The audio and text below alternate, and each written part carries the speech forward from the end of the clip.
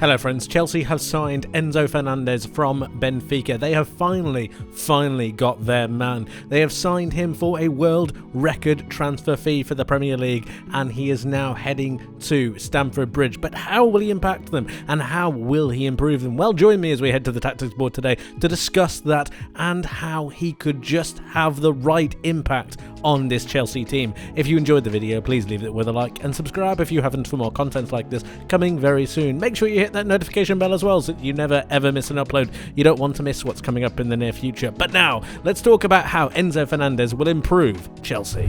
Before we get into it, let's talk a little bit about Enzo Fernandez. He's a 22-year-old Argentinian central midfield player. He has played 29 times for Benfica, scored 4 goals and assisted 7 times. But what we all know him for is winning the World Cup with his beloved Argentina. So a top quality player that Chelsea now have on their books. But how will he improve their squad? Well, let's have a look.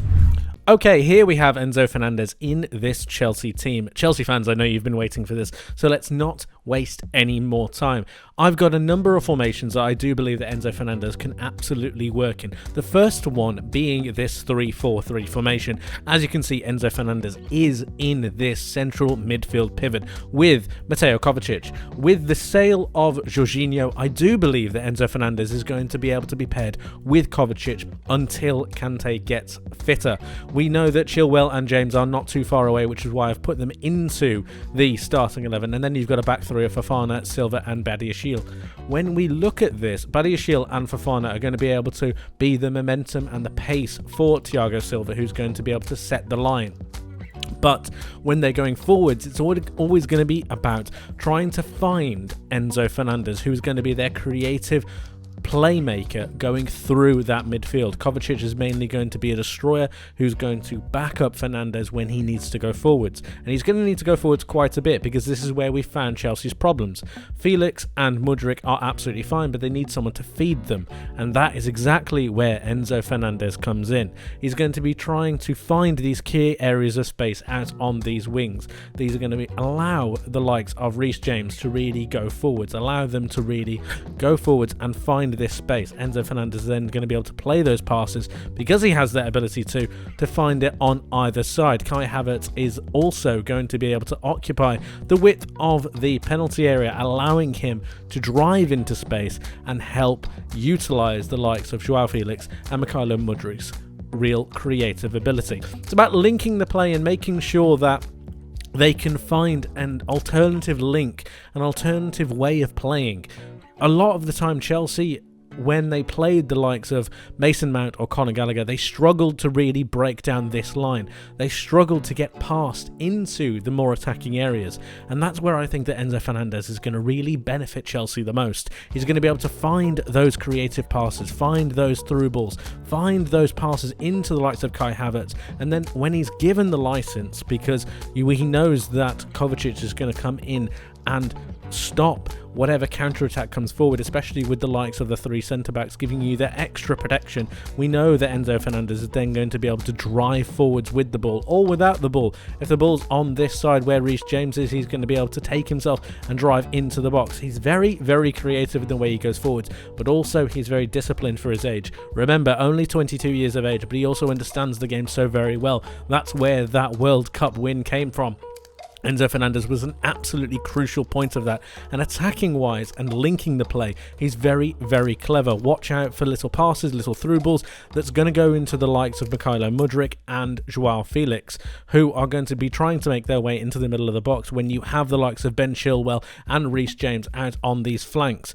He's going to be able to sit on the back of the box to try and make sure that he's there for anything that comes across, anything in this area, anything that really drives to the edge of the box, because he's got that long shot on him. He's got a multitude of skills, and these are just a number of ways that Chelsea can utilize him in this 3-4-3 system. But moving on, I really do think there are other ways that he could be used. This is another one. Here we have a 4-2-3-1. Now, I've got Reece James and Ben Chilwell back as those right back and left back positions. This is to allow an extra midfielder, and that's why I've got Raheem Sterling in the side. Kai Havertz is going to have to lead the line, especially with the likes of Armando Broja not able and fit, and I do think that Fofana might be a little bit green around the edges, so Havertz is going to need to lead the line. I've got Joao Felix in this central attacking midfield role, the number 10 role if you will, and he has occasionally played as a second striker. I'm talking about Joao Felix because I do think that him and Enzo Fernandez are going to be able to make a partnership together. I think that if they work together, you can really start to see some patterns of play evolve.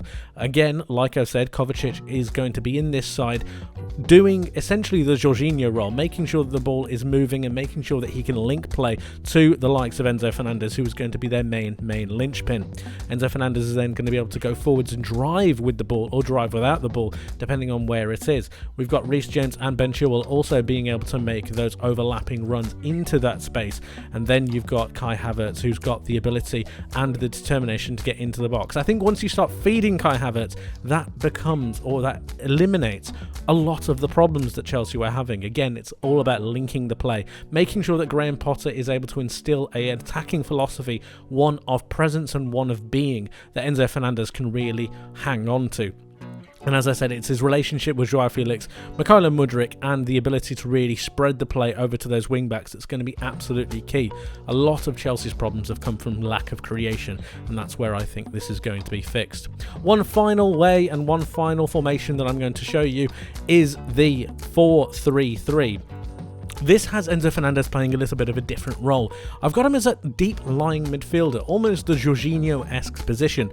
That being said, he's far more mobile than Jorginho, and he's also got a little bit of a fire about him. He's got the ability to really drift out into these channels to try and make sure that the ball doesn't come past and attack the fullbacks or attack the centre-backs. At the same time, he's also making himself more open, if that is ever possible, to be able to receive passes from the fullbacks and the centre-backs. He's then going to be able to utilise that and create extra passes of play to the likes of Kovacic or Joao Felix, who I've now got into this attacking midfield position. He's going to be able to play the ball out to the wings, also because of his real good range of passing, and then you've also got the likes of Kai Havertz, who's going to be able to run into the box, make sure he's available for different channels. But in this scenario, you've got everything flowing through Enzo Fernandez, and I do think eventually, once everything gets made and once everything gets looked over, I do think Graham Potter is going to go to something like this,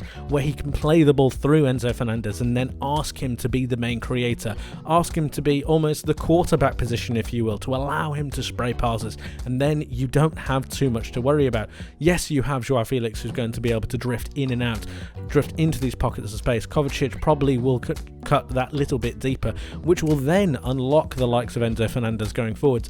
What I'm trying to explain is there are a multitude of ways that you can utilise this extremely versatile player. He's got so much quality on and off the ball, and he's going to bring no end of creative flair to this Chelsea side. It's going to be very, very exciting.